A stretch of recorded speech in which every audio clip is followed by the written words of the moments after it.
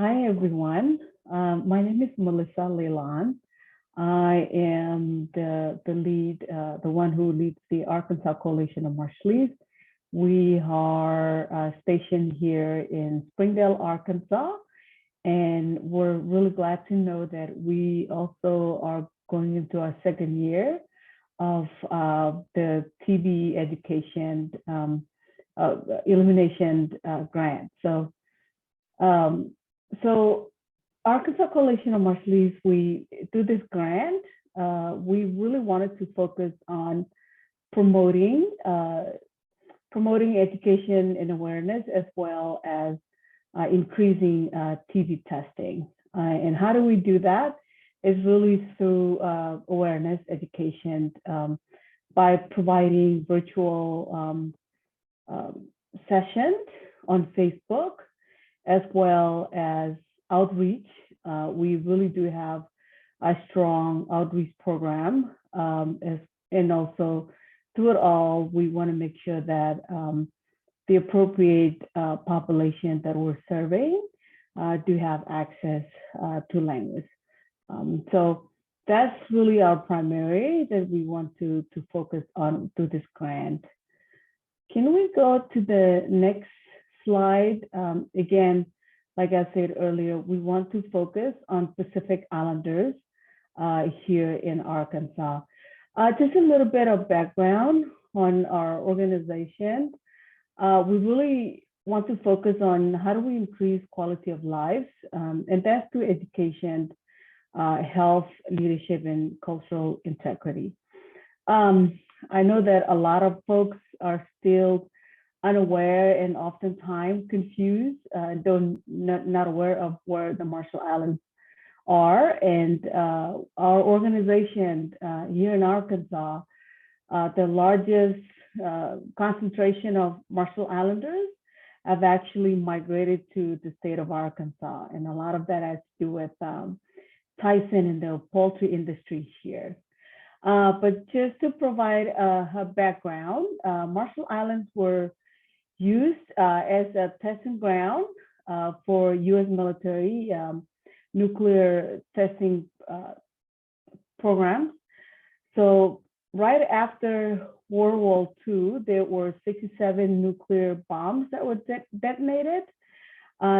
These bombs were detonated over a period of 12 years. And so what that caused, really caused, put a pretty big impact on the socioeconomics of the country, including health impacts such as, things like cancers, hypertension, Hansen disease, and of course, high incidence of TB. But here, so the Marshallese migrate to the U.S. under this treaty called Compact of Free Association. And what that treaty does really allows Marshallese to travel to the United States or stay in the United States with no limitations at all. They're under this very special immigration status called non-immigrant. It's supposed to be very special, but they don't have a lot of access to a lot of federal programs. So Marshallese were barred from accessing health programs until December of 2020. And the reason why that there was a change in legislation, mostly because the COVID impact put a lot of pressure on the economics and of course the health conditions here in Arkansas. In December 2020, the Medicaid program was finally restored and extended to the community. And that was after a very, very long battle with policy, of course. So that took about 25 years of fixing to get the Medicaid program restored. I think, but even prior to that, restoration of the COFA Medicaid, diabetes and of course other chronic diseases remain prominent in the community. So I think what COVID did, it kind of shed the light on so many other issues that we were seeing prior to the COVID. Want to kind of talk a little bit about some statistics. Marshall Islands actually had reported an incidence rate of about 160 new cases of TB per 100 persons, and that was in 2014 through 2018. So what really through this grant, we wanted to focus on how do we utilize our strength in the outreach side of things to ensure that we really do something about these numbers that we're seeing. So ACOM's strength has been the integration of cultural disciplines embedded into the programs and services that we provide. And I think that's one of the advantage of being really a community-based organization is our staff and our board understand the community and know what kind of issues that we need to address. Again, like I said earlier, we serve the highest population of Marshallese citizens living in the United States. One of the biggest really has been an advantage to the work that we do is our one-stop shop that provides direct service to our COFA citizens living in Arkansas. So in Arkansas, it's not just Marshallese, but also Chuukese, Quachayans, Palauans, Pohnpeians. They're actually migrating to the state of Arkansas. So we do also serve these groups as well. But it also Kiribati people from that are Kiribati citizens. They many of them also live among us.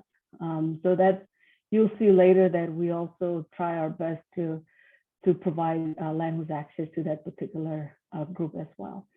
So over 700 to 1,000 visits to our office looking for services every month. Facebook really has been a very tremendous success to our advantages in reaching audience, and not just Marshallese, but also the non-Marshallese as well. We do have providers, for example, the community clinic, health department.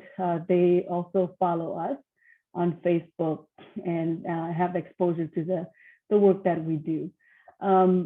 So we do have, I put here over 1,000 visitors a month, but we actually have over 5,000 visitors to our website and also our Facebook. In this particular grant, we wanted to utilize, in the previous year, we wanted to utilize our resources that we already have in applying to this grant, to this TB grant. So we have two nurses who are on board. They're board members with over 25 years of experience working with PI and LTB patients. So it kind of worked to our, kind of worked better for us because the resources are within our reach. Can we go on to the next one? Sorry.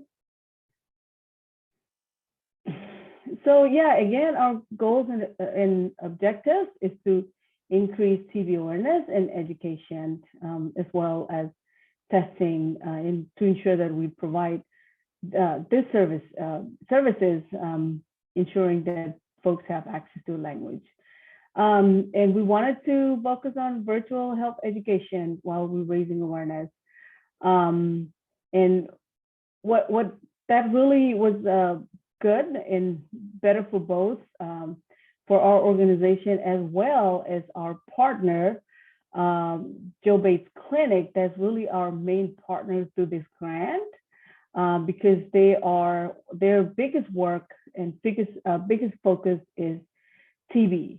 In fact, that's one of the two areas that they focus on, TB, tuberculosis, and Hansen's disease. So it's really, it kind of worked well. This is simply just due to the fact that that's kind of their expertise.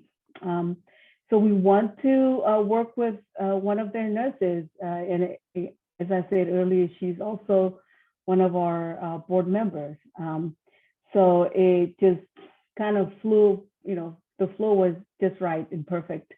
So we wanted to also add COVID education with the TV session. Another way for us to ensure that people have exposure and reach the information that we provide about TV is we do big recruitment to big events. And these big events we did this past year was a successful event.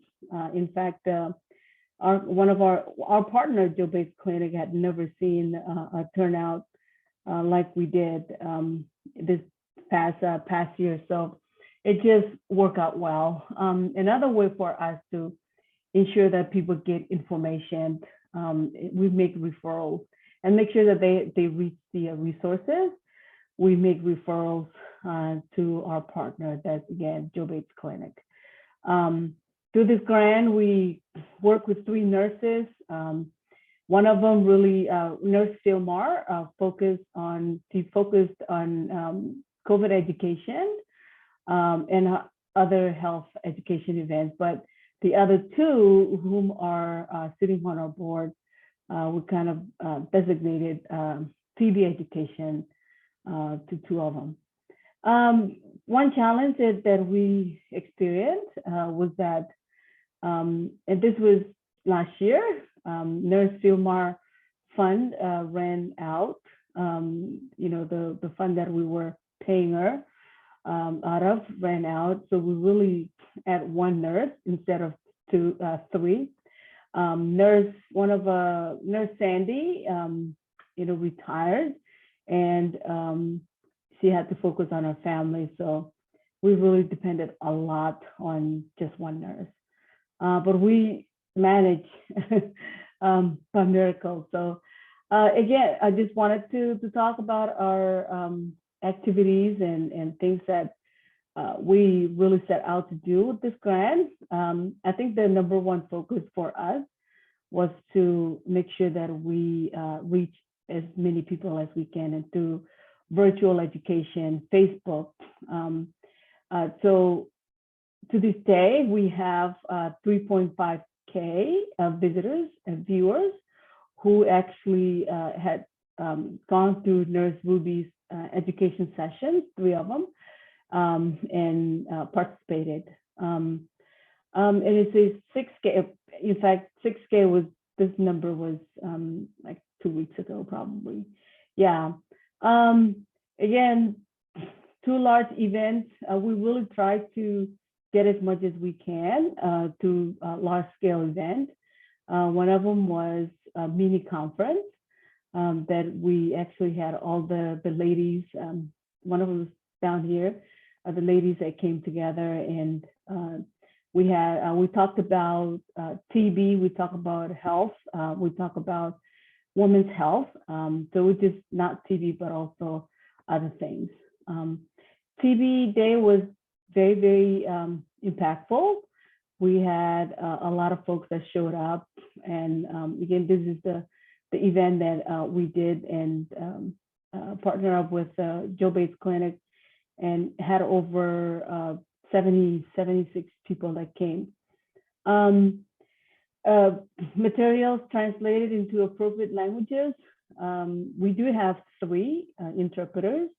We have Marshallese, we have Chukis, and we also have Kilibatis. As I had mentioned earlier, it's a kind of a new group that are slowly migrating to Arkansas, but at the same time they're coming in packs. So we certainly do need to ensure that we provide the resources that they need. ACOM's practices, we do online drawings, surveys. I think we did like 50 surveys up to this day. We also want to connect to a broader audience, including professionals. We have actually reached out to a few hospitals Believe it or not, we've had stories where patients go into the hospitals and they are misdiagnosed. And just simply by listening to their stories, we kind of know that they probably possibly could be infected with TB, and we refer them to the Joe Bates Clinic, and then finally get the right diagnosis. So we've had a story like that, a child that came from the Marshall Islands and went to a hospital and was misdiagnosed. So that's why it's very important, not for the community to kind of get exposure and learn about symptoms and, things that they can experience and maybe not know that they have TB. Again, translators, language access is very, very important to us, and we want to make sure that we keep that. Can you go on to the next one?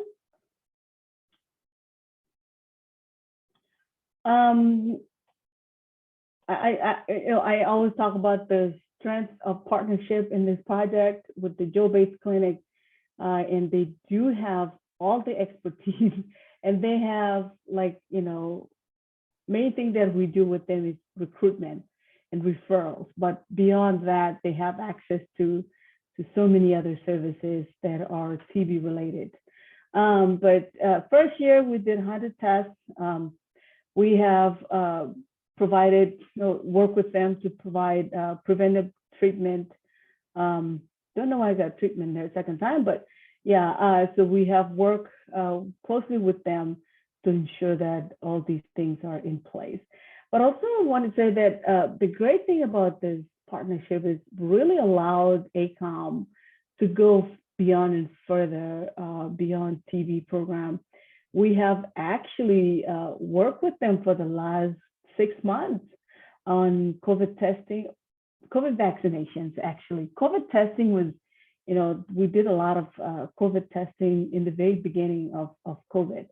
But now we're seeing the work transitioning over from testing to like vaccine and boosters. So within like 2-3 months, we've actually conducted over 20 vaccination clinics with the Arkansas Department of Health. And it really worked out because we contract these 2 nurses directly to ACOM. So they work directly for us. So it's really, to our advantages because we, with our schedule and we can outreach events and things like that. So it's been working out great. ADH is actually, Arkansas Department of Health is actually providing the vaccine while we're doing all the recruitment and organizing events. We love to go, and you'll see pictures in the later on slides, but you'll see pictures of movie nights that we love to do with the community. We actually, we'll talk more about that.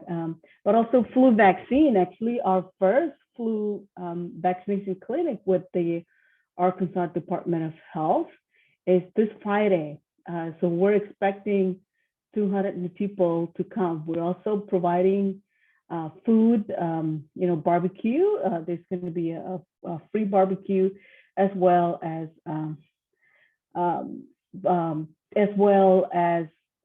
food basket.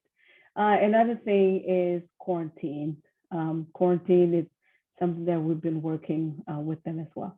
Can you go on to the next one? I think we're almost finished. Oh, so these are just things that we did compared to year 2 as we're moving to we are already on year 2. Activities in year 1, we did normal outreach. Next year, or this year, we want to be more creative and focus on grassroots work like movie night and things like that. Incentive that was very, very successful in year 1, and we also want to continue that in year 2.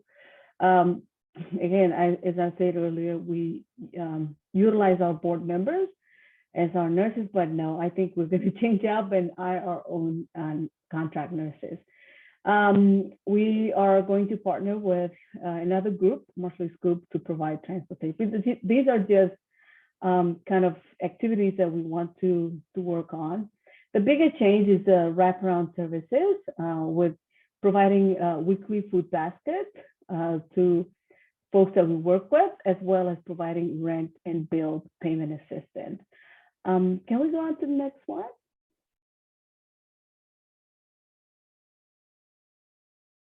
Oh yeah, we just put this up just so you know that just really how serious we are about this work, as well as TV work that we do with Joe Bates Clinic. So if you see to your right, you see a letter that was issued to us by the White House. It is really good to be recognized by the president as a very vocal and very big in COVID and vaccine work. Can you go on to the next one? Yeah, I think that's all I have. Thank you so much. Kumotara. Oh, the picture on to the right is the movie night, and this right here is one of our TV outreach events. Thank you, Evelyn.